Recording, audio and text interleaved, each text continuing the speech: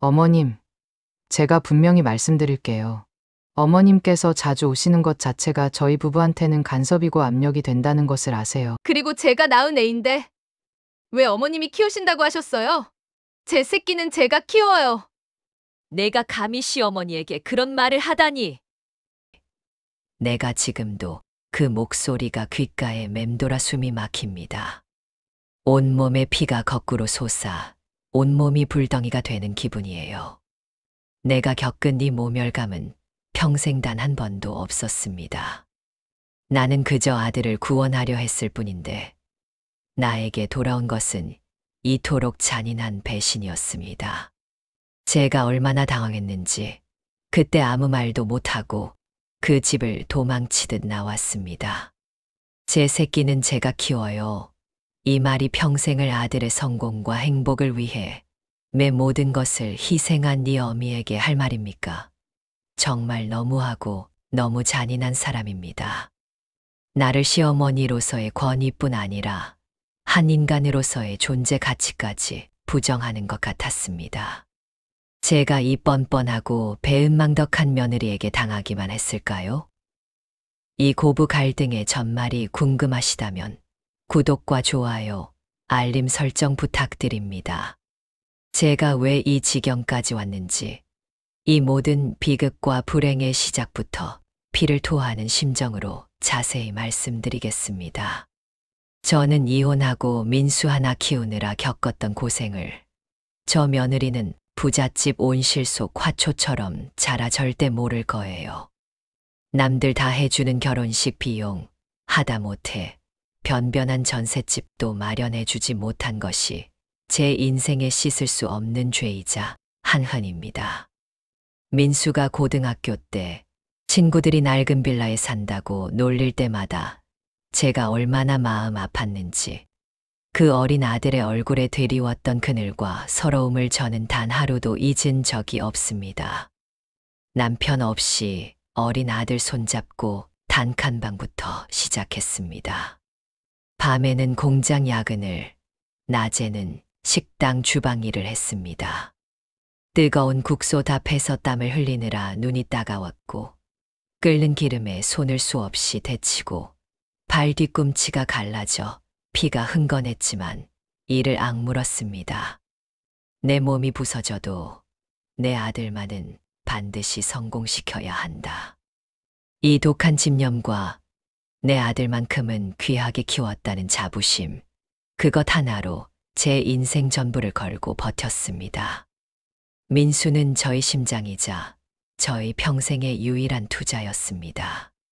그런 민수가 결혼할 때 저는 그 며느리에게 죄인처럼 빌어야 했습니다.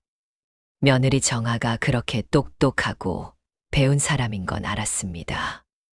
S대 대학원까지 나와 대기업에 다닌다고 동네방네 자랑했던 것도 압니다. 제가 못해준 것을 며느리가 채워줬으니 고마워해야 마땅한데 그게 억울함과 질투로 마음처럼 되지를 않았습니다. 며느리가 청약으로 이 신축 아파트를 마련했다는 사실 때문에 저는 늘 민수 앞에서조차 죄인처럼 눈치를 봤습니다.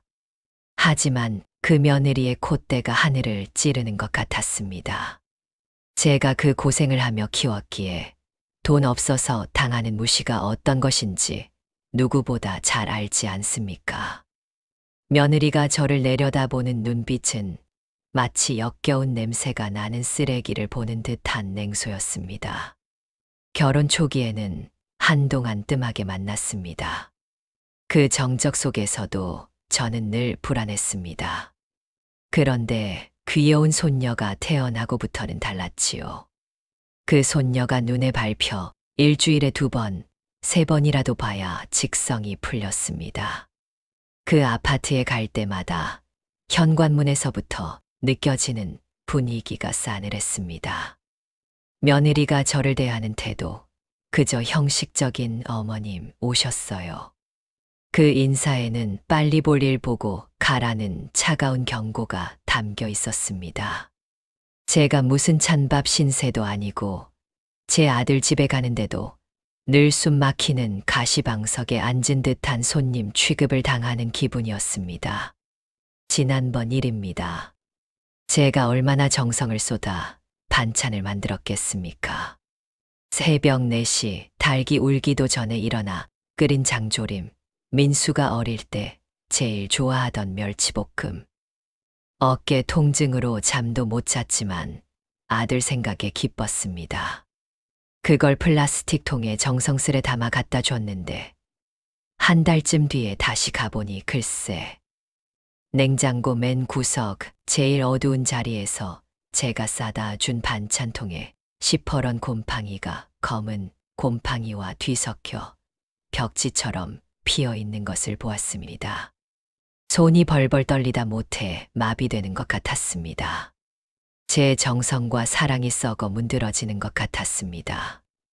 내 인생에 숭고한 희생이 저 곰팡이와 다를 바 없다는 생각에 저는 그 자리에서 주저앉을 뻔했습니다. 제가 겨우 물었습니다. 정아, 얘야. 왜 이걸 안 먹고 나던니?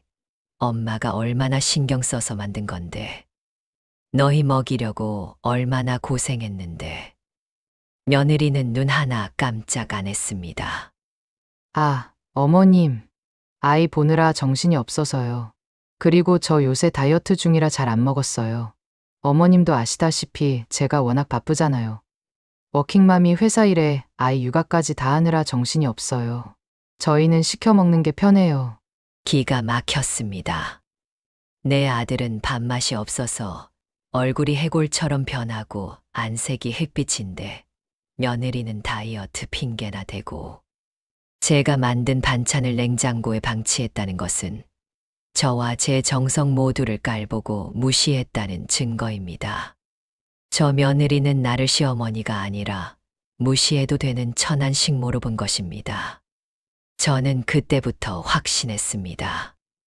내 아들을 불행하게 만드는 것은 저 며느리의 비뚤어진 이기심과 하늘을 찌르는 오만함 때문이라고 말입니다. 그날 이후 저는 그 집에 갈 때마다 칼날 위를 걷는 심정이었습니다. 아들과 며느리 사이는 점점 더 싸늘해졌고 저는 내 아들이 집 안에서 투명 인간처럼 맴도는 모습이 눈에 밟혀 미칠 것 같았습니다. 어디 귀하디 귀한 아들을 저렇게 매일매일 눈치 보게 만들 수 있습니까? 저 여자가 내 아들의 영혼을 빨아들이고 생기를 말려 죽이고 있는 것입니다. 며칠 전 그 집에 갔다가 돌아오는 길이었습니다. 민수가 저를 차로 태워다 주는데 운전하는 뒷모습에서 지친 기색이 역력했습니다. 뒷목과 어깨가 잔뜩 웅크려지고 흰 와이셔츠 위로 땀이 축축하게 젖은 채 운전하는 아들을 보니 제 가슴이 찢어졌습니다. 저는 짐짓 아무 말도 하지 않고 아들이 먼저 터뜨리기를 기다렸습니다. 엄마, 나 좀 살려줘라는 말을 기다렸던 것입니다. 마침내 민수가 어렵게 입을 열었습니다. 엄마, 나 이 집에서 숨 막혀 죽을 것 같아. 솔직히 나 이 결혼 생활 정말 지옥 같고 너무 힘들어. 일하고 집에 와서도 집안일 대충 도우면 왜 이것밖에 못하냐는 차가운 눈빛이고 늦게 들어오면 며칠이고 말도 안 걸어. 아내 눈치 보느라 내가 정말 사람이 아닌 것 같아. 그 비명과 절규가 뒤섞인 목소리에 제 심장이 찢어지는 것 같았습니다. 제가 평생을 바쳐 키워낸 세상에서 가장 소중한 아들입니다. 이젠 행복할 차례인데 저 정아 밑에서 노예처럼 고통받는다는 것이 용서가 안 됐어요. 저는 제 고생을 보상받기 위해서라도 아들을 그 지옥에서 꺼내야 한다고 생각했습니다. 이 고통을 끊어내지 않으면 민수는 정말 극단적인 선택이라도 할 것 같았습니다. 저는 주먹을 꽉 쥐었습니다. 저의 마지막 용기를 끌어모아 단호하게 말했습니다. 민수야, 그럴 바엔 당장 이혼해. 정아랑 당장 헤어져. 너 그렇게 사는 것 내 어머니는 못 본다. 내 고생 내가 제일 잘 알잖니? 내가 돈이 없는 것도 아니고 이제 내 삶을 살아. 애는 내 엄마인 내가 책임지고 맡아 키울 테니 넌 그냥 편하게 살아라. 다시 자유로워져야지. 제 입에서 나온 그 말은 아들을 향한 절절한 사랑과 분노, 그리고 저의 모든 것을 건 희생이었습니다. 민수는 그때 아무 말도 못하고 운전대만 꽉 잡았습니다. 저는 그 침묵을 어머니, 저를 구해주셔서 감사합니다. 사실 저도 이혼하고 싶었습니다. 라는 뜻으로 믿었습니다. 저는 제 행동에 조금도 후회하지 않았습니다. 이것이야말로 제가 아들에게 줄 수 있는 마지막이자 가장 위대한 선물이라고 생각했습니다. 며칠 뒤에 다시 갔습니다. 제가 시켜서 민수가 용기를 내어 며느리에게 이혼을 요구했을 거라고 믿었기 때문입니다. 그런데 며느리는 저를 보고도 인사도 제대로 안 했습니다. 그날의 분위기는 창문도 없는 밀실처럼 숨이 막힐 정도로 싸늘했습니다. 제가 너무 화가 나서 그 집 거실에서 소리쳤습니다. 제 목소리가 아파트 전체에 울려 퍼지는 것 같았습니다. 정아, 너희 도대체 뭐가 문제야? 우리 민수가 돈 벌고 애 보고 할 만큼 하지 않니? 아니, 내가 워킹맘이라면서 퇴근하고 오면 집에서 발만 동동 구르면서 왜 집안일은 민수에게만 시키니? 그런데 너는 뭐가 그렇게 불만이야? 그렇게 많이 배웠는데 왜 사람의 도리는 모르는 거야? 시어머니한테 이래도 되는 거야? 며느리 정아가 차갑게 웃으며 저를 노려보았습니다. 그 웃음은 저를 비웃는 것 같았고 동시에 완벽한 승리자의 잔혹한 미소였습니다. 어머님, 제가 분명히 말씀드릴게요. 며칠 전에 접촉사고가 나서 제 차 블랙박스를 돌려봤거든요. 어머님하고 민수가 차 안에서 한 대화, 그 녹음 파일 말이에요. 저는 그 자리에서 온몸의 신경이 끊어지는 듯한 충격을 받았습니다. 머릿속이 텅 비고 귓가에서 윙 소리가 났습니다. 제가 얼마나 치밀하게 계획했던 일인데 그 모든 것이 녹음 파일 하나 때문에 발각되다니. 그때 며느리가 저를 향해 차가운 비수를 꽂았습니다. 어머님께서 자주 오시는 것 자체가 저희 부부한테는 간섭이고 압력이 된다는 것을 아세요? 그리고 제가 낳은 애인데 왜 어머님이 키우신다고 하셨어요? 제 새끼는 제가 키워요. 어머님은 그럴 자격 없으세요. 제 손녀입니다. 제가 그 고생을 해가며 키워낸 아들의 딸인데 그 며느리가 저를 완전히 적디 취급하며 모멸감을 주었습니다. 제가 어버버거리는 동안 며느리는 저를 완전히 짓밟았습니다. 그리고 어머님, 제가 많이 배워서 불편하세요? 저는 이렇게 말씀드릴게요. 제가 많이 배워서 남편 끌고 이 아파트까지 온 거예요. 어머님 아들은 저 아니었으면 아직도 반지하 방에서 전세금 걱정이나 하고 어머님처럼 힘들게 흐지부지 대충 살았을 겁니다. 어머님이 집 한 채 못 해줬다는 거 민수도 알고 저도 알아요. 며느리는 저의 가난, 저의 희생, 저의 모든 치부를 발가벗겨 만천하에 드러냈습니다. 제가 평생을 숨기고 싶었던 단칸방의 서러움까지 그 며느리가 모욕한 것입니다. 저는 그 자리에 더 이상 서 있을 수가 없었습니다. 저는 반찬 바구니를 들고 말이 안 통한다. 짐승만도 못한 사람이라고 속으로 외치며 수치심에 질식할 것 같은 기분으로 도망치듯 나와 버렸습니다. 제가 뒤에서 아들에게 이혼하라고 한 것은 잘못이지만 그건 내 아들을 살리려던 순수한 모정이었습니다. 그런데 며느리가 감히 저의 아픈 과거까지 건드린 것을 용서할 수가 없습니다. 저에게는 이제 복수만이 남았습니다. 집으로 돌아온 저는 분노와 모멸감, 수치심에 밤새도록 앓았습니다. 제 행동은 아들을 위한 헌신이었을 뿐인데 며느리는 저의 가난과 희생을 모욕했습니다. 내가 이대로 물러서면 내 인생은 물론 아들의 미래까지 저 여자에게 짓밟히는 것이라고 생각했습니다. 저는 며느리가 가장 불안해하는 가장 아끼는 타이틀을 건드려야 한다고 생각했습니다. 저 며느리 자신이 능력 있는 워킹맘이라는 것을 세상에서 가장 중요하게 여기지 않습니까? 아이를 늘 늦게까지 어린이집에 맡기고 퇴근 후에는 지쳐서 아이에게 제대로 된 밥 한 끼도 못 해주는 것을 제가 모를 리가 없습니다. 저 며느리의 불완전한 모성애를 공격할 것입니다. 제가 홀로 아들을 얼마나 잘 키워냈는데 저는 아이를 바르게 키울 자격에서는 며느리보다 100배, 1000배 우월하다고 확신했습니다. 저는 곧바로 아들 민수에게 전화를 걸었습니다. 민수야, 이혼 얘기는 잠시 접어두자. 하지만 내 아내의 문제점을 찾아야 한다. 내 딸이 제대로 크고 있는지를 유심히 봐야 해. 내 아내가 아이에게 유기농 대신 인스턴트 배달 음식을 자주 먹이지는 않는지, 너무 늦게까지 어린이집에 맡기지는 않는지 내가 다 보고 내게 일러줘야 한다. 날짜와 시간까지 자세히, 아주 자세히 기록해둬야 해. 왜긴 왜야. 내가 평생을 바쳐 키운 아들, 딸이야. 이제 와서 돈만 벌 줄 아는 엄마 밑에서 내 딸이 불쌍하게 크는 것을 보고 있을 수는 없다. 내 딸은 최소한 할머니의 헌신적인 사랑품에서 커야 하지 않겠니?